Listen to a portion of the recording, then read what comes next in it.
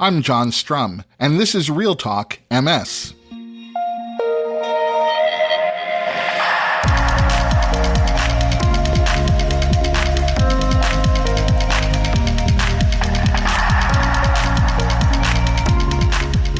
It's January 30th, and we have a lot to talk about. I wanted to start this new year by reviewing some of what I consider the basics of living with MS. Not so much the basics about MS treatment or rehabilitation, but the basics of everyday life. Last week, we talked with MS Navigator Carla Turcek about how to maximize your health insurance benefits and minimize those insurance-related surprises. This week, we're going to meet another MS Navigator as Christina Forster joins me to shed some light on employment rights when you're living with MS. Since I've had the good fortune to have MS Navigators join me on the podcast for the past 2 weeks, I want to take this opportunity to remind you about this extraordinary no-cost support service that the National MS Society provides. MS Navigators provide one-on-one individual problem-solving and support for people affected by MS, no matter what kind of problem you may be facing. And their ability to take on difficult and complex situations, find resources, identify solutions, and get those problems turned around, I think is nothing short of amazing. Sometimes living with MS can get complicated, but before you let a problem or a challenging situation overwhelm you, I hope you'll reach out to an MS Navigator. You can reach MS Navigators by phone at 1-800-344-4867, by email at contactusnmss@nmss.org, or on the MS Society's website by chat. And you'll find all of that contact information in today's show notes. Which brings me to a bit of housekeeping that I'd like to take care of. If you've listened to even a couple of episodes of RealTalk MS, you've heard me remind you that you can find links to studies or other information in the show notes. And some of you have told me you're not sure about what these show notes are or where they can be found. So let's take a minute to review everything you need to know about the show notes for RealTalk MS. The best podcasts include show notes. That's why I produce show notes for every episode of RealTalk MS. In these notes, you'll find generic information like all the ways you can contact me, how to join our private Facebook group, but each week's show notes also make it easy to navigate that week's podcast episode.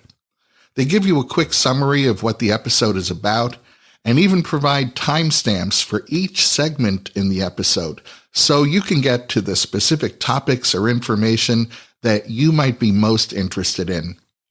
But maybe the most useful information in the show notes are the links. When I talk about the results of a clinical trial or a research study on the podcast, I always include a link to the published paper about those study results, and I do that for 2 reasons. First, it's important to me that you know the information I share on the podcast is reliable. Letting you review the published source is the easiest way for me to do that. And I also appreciate that some of you want to drill down into the details of a particular study. I want to make that easy for you. And providing a link to that source material puts all those details one click away. You should know that not every podcast app lets you see show notes, but you can always find the show notes to every episode of RealTalk MS at realtalkms.com. You'll find the show notes to the current episode right on our homepage. And if you click on past episodes at the top of the page, you'll see a listing of every one of our 300 plus episodes. Clicking on any of those episode listings will take you to that episode's show notes, and you'll even see a player that will let you listen to that episode. So now when you hear me say you'll find a link in today's show notes, you'll know exactly what I'm talking about and where to find them. And speaking of knowing exactly what I'm talking about, if you're living with MS and you're employed, you absolutely have to know what you're talking about when it comes to your rights in the workplace. How and to whom should you disclose your MS at your job, and your right to reasonable accommodation, how you should handle taking time off for multiple medical appointments, And what should be the best approach to taking a day or two off after receiving your disease-modifying therapy infusion if it leaves you feeling less than 100%? Christina Forster is here to walk us through all of this and more. But before we get to my conversation with Christina, there are a few other things that you should know about. Just a few weeks ago, in RealTalk MS episode number 332, I shared the results of a study involving 189 people with MS that found no association between gluten consumption and MS disease activity. And if you happen to miss that, you can visit realtalkms.com/332 and get caught up on the details of that study. Today, I want to share the results of a small study involving 16 people with MS, and the results of that study show that a diet low in wheat may reduce inflammation and improve quality of life among people living with MS. This study actually built upon the results of a previous study from the same research team, which showed that non-gluten proteins found in wheat, called amylase trypsin inhibitors, or ATI, exacerbated disease severity in the mouse model of MS.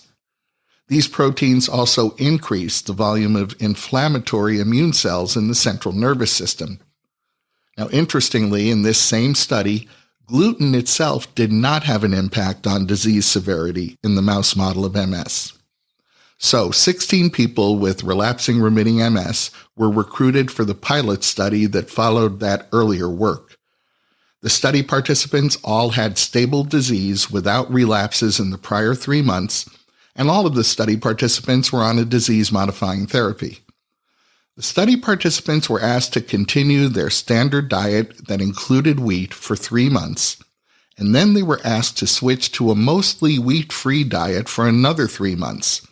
The data indicate that this resulted in an 88% reduction in wheat consumption. The outcome of this study is interesting. First, there wasn't any change in the level of inflammatory T cells circulating in the bloodstream. However, there was a decrease in certain subsets of T cells. Other types of immune cells also showed changes under the wheat-reduced diet, and the study participants experienced significant improvements in pain-related quality of life, while other quality of life categories and overall disability remained unchanged. The research team concluded that a wheat-free diet can reduce the severity of MS and other inflammatory diseases. As a next step, the scientists are planning studies combining a wheat-free diet with other drug therapies. The research team was also quick to point out that this was a small study, and they emphasized the need for a larger-scale clinical trial, which should include participants with more severe MS and have a longer follow-up time. Now, if you'd like to review the details of this study, you'll find a link in today's show notes. Over the past year, you've heard me talk about the proposal by the International Advisory Committee on Clinical Trials in Multiple Sclerosis to adopt a new framework that redefines how we talk about MS, how we research MS, how we diagnose MS, and how we treat MS.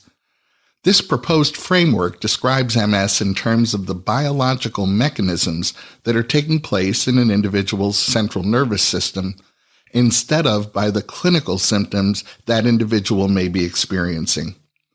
It leverages what scientists have learned about MS over the almost 30 years since the very familiar disease course descriptors, relapsing remitting, secondary progressive, and primary progressive, have been in use. In other words, technology and scientific discovery now allow us to be much more precise in describing MS, which means emerging treatments can also be more precise. Well, scientific discovery and medical advancement are by no means limited to researching and treating multiple sclerosis.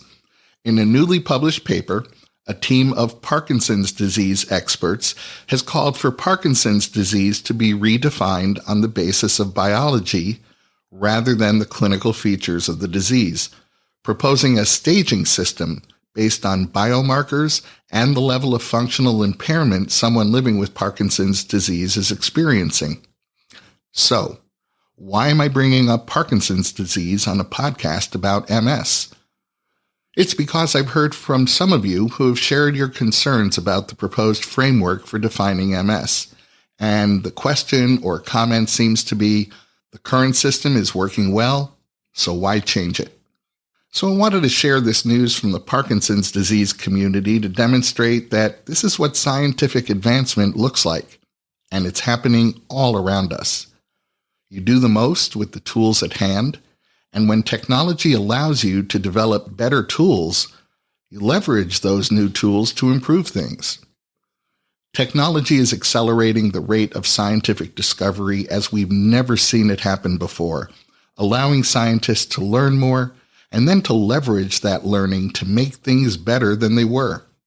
MS isn't excluded from this process of discovery.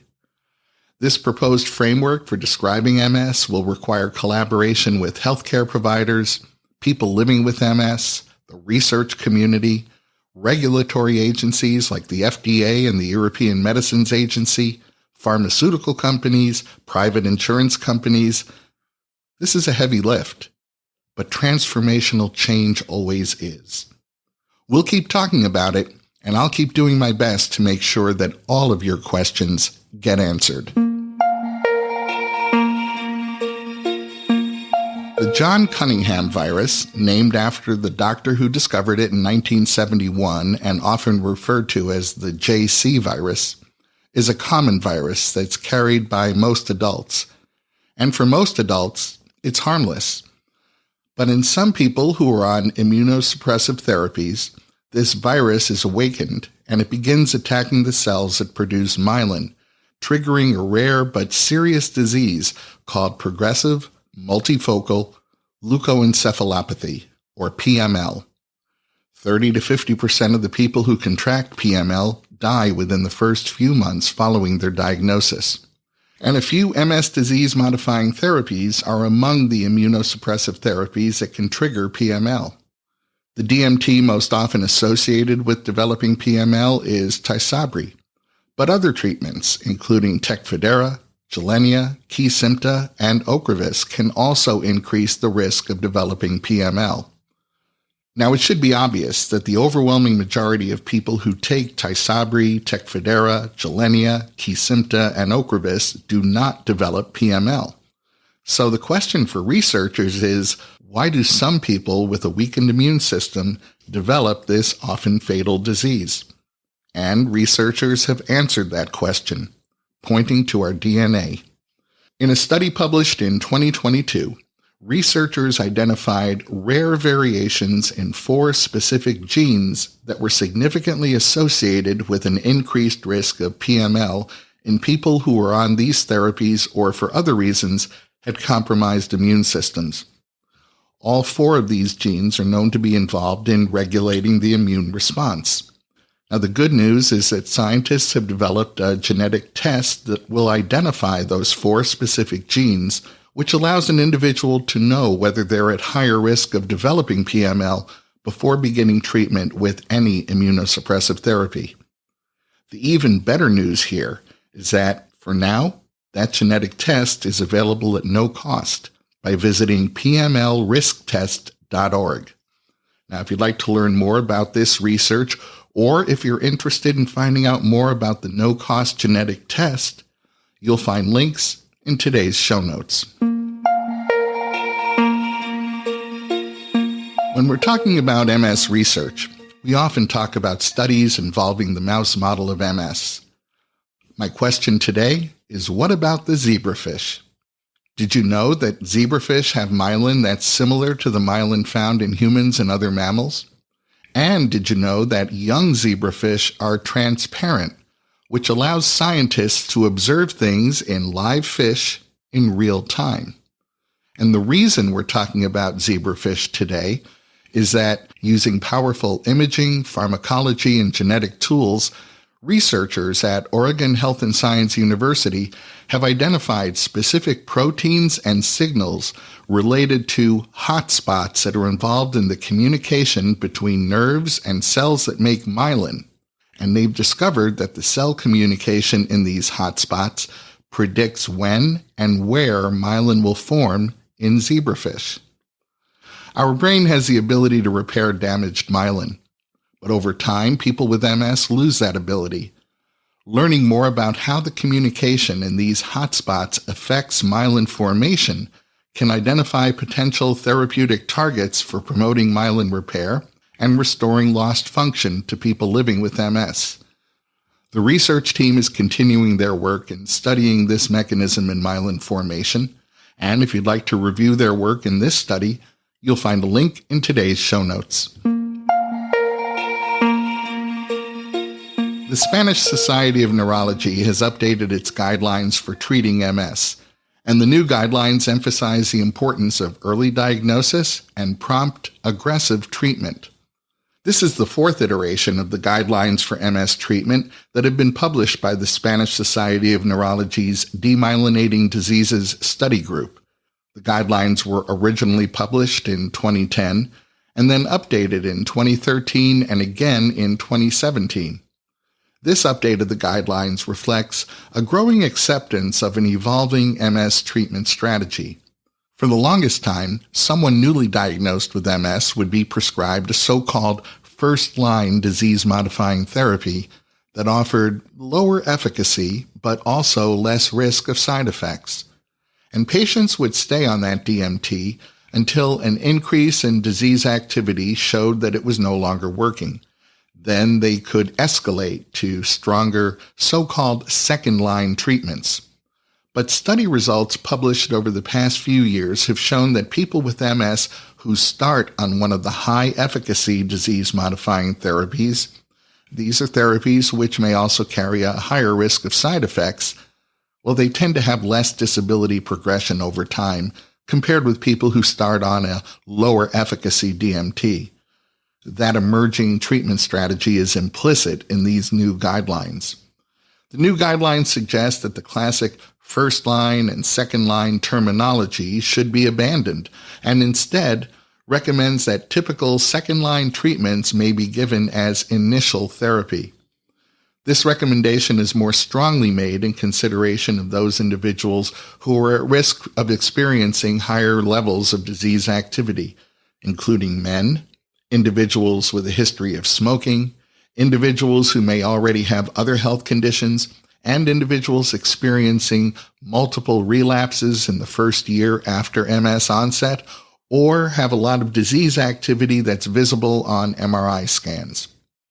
Recent studies have also shown that individuals who experience an initial attack of an MS-like disease, referred to as clinically isolated syndrome or CIS, are less likely to develop MS if they receive treatment with MS disease-modifying therapy, and the updated guidelines recommend starting this treatment as soon as possible.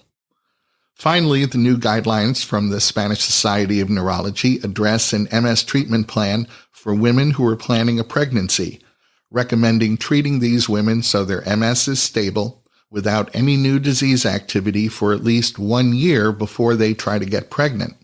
And then MRI exams should be avoided during pregnancy to prevent damage to the fetus. Citing a lack of data, the guidelines recommend that decisions about continuing treatment during pregnancy, especially in unplanned pregnancies, should be made on a case-by-case basis. If you'd like to review the 2023 guidelines on MS treatment issued by the Spanish Society of Neurology, you'll find that link in today's show notes. Understanding these new MS treatment guidelines is going to allow neurologists in Spain to provide the very best care to their patients. And understanding the guidelines for managing your job when you're living with MS will allow you to perform your work to the best of your ability.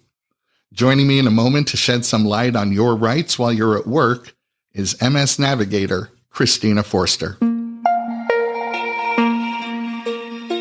With symptoms that range from very mild to quite severe, MS can affect a person's ability to work, That's why I'm happy to have Christina Forster returning to the podcast, this time to talk about your employment rights and protections, as well as options for people who are newly diagnosed with MS.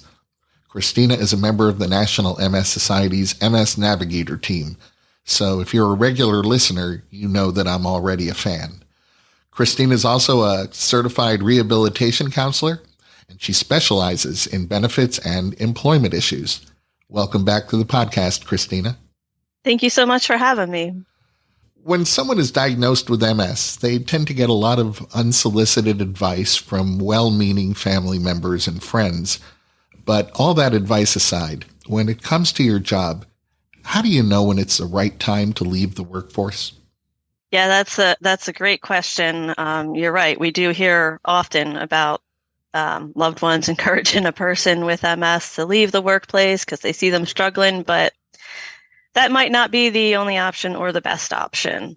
So, excuse me, I think that a person really needs to consider all of the options that they have available to them, whether that's looking into accommodations, taking a little bit of time off of work with maybe private disability through their employer, talking to the healthcare providers to see what they think about their situation and if they believe that they are still able to continue working, or it could mean looking at exploring a different type of career. Can someone actually be terminated from their job because they have MS? Another great question. So simply for having MS, no, they cannot be let go. But there is a caveat. A person could be let go if their MS causes a direct threat to themselves or to others at their employment. And then also the person does need to be able to do their job. They have to be qualified to do their job, and whether that's with or without reasonable accommodations. We'll get into those reasonable accommodations in just a moment. I'm curious, if you do decide to disclose your diagnosis to your employer, is your employer required to keep that information confidential? That really depends on who you decide to tell, because there's a couple of different people you could tell. If you talk to HR and you disclose your diagnosis, they are legally bound to keep that information confidential. However, if somebody decides to disclose to their supervisor isn't legally bound to keep that information private. Of course, we hope that morally that they would do the right thing and keep that information private. And then when it comes to coworkers, there's no reason that they have to not share that information if they want to. So it depends, and people should really think about who they're telling. Everyone living with any sort of disability should know about the Americans with Disabilities Act, or ADA. So can you review what someone's rights and protections are under the ADA? Yeah, so under the ADA, it applies to certain employers with 15 or more employees. And the idea is to allow full participation for a person with a disability and to help prevent discrimination. And it applies to all parts of the employment process. And that could be the application process, hiring, firing, promotions, compensation, and other privileges of employment. And then under the ADA, it does ensure the right for a person to request reasonable accommodations if they have disclosed their disability to their employer. A person does need to be qualified to do their job, and they have to be able to perform the essential functions of the job with or without reasonable accommodations. So that's a quick explanation of it, but there are a lot of resources available that can provide additional information.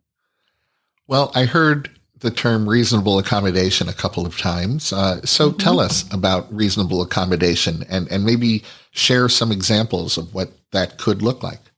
Sure. A reasonable accommodation can be a modification to the way that a job is performed or to the building that the job is in.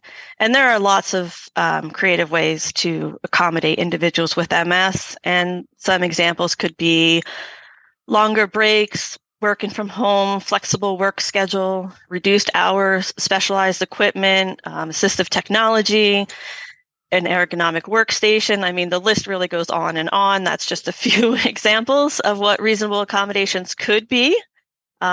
And we do also know, I like to point this out too, is that a lot of times the need and type of accommodation that a person needs could change over time as symptoms change or when a person experiences a relapse or an increase of symptoms. How does someone go about making this kind of a request? Who should they be talking to?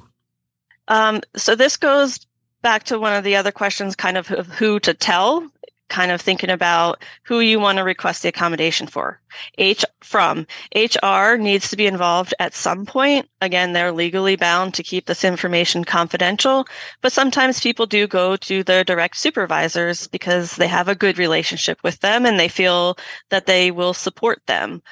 But if they do go to their direct supervisor first, they'll have to bring HR in at some point to help with the process as well. Can an employer deny a request for a reasonable accommodation? And if they can, what should an employee do if that request has been denied? An employer can deny a request for a reasonable accommodation. Well, one reason could be that they don't think that it is reasonable and they think it's an undue hardship. But for others, if the accommodation is denied, there are a few things that people can do to explore the next steps. One would be trying to figure out what was the reason for the denial. Was it because there wasn't enough medical documentation? Was it because, it was an undue hardship? And in these cases, that can be corrected by either, providing additional documentation or suggesting other reasonable accommodation ideas. And if they think that their employer did not give them a valid reason, or they simply didn't give a reason at all, then this person can appeal that decision. They can go up the chain of commands.